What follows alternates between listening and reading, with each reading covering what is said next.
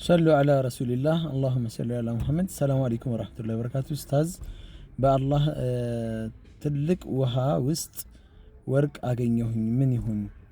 እንግዲህ ወንድ ይሁን ሴት ይሄንን ህልም እንዲፈሰርለት ይፈልገው አላወኩም ለማንኛውም እንዳጠቃላይ ለፈሰረው ውሃ ውስጥ ወርቅ ማግኘት የሐላል የሆነ ሪዝቅ ነው እንደዚህም ደግሞ በረካ ኒዕማ ኸይር ነገር ነው በተለይ ውሃው ንጹህ ውሃ ከሆነ ሪዝቁ የሐላል መሆኑን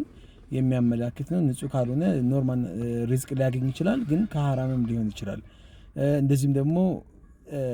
ትዳር መልካም የሆነ ባል ለሴት መልካም የሆነች ሴት ለባል ለወንዱ ማለት ነው አላህ ሊወፍቅ እንደሆነ ማሳያ ነው ሌላኛው ደግሞ ብዙ ጊዜ ስትጠባበቁት የነበረን ነገር አላህ ይሃ ጊዜ እንደደረሰ እንዳደረሰው ይሃ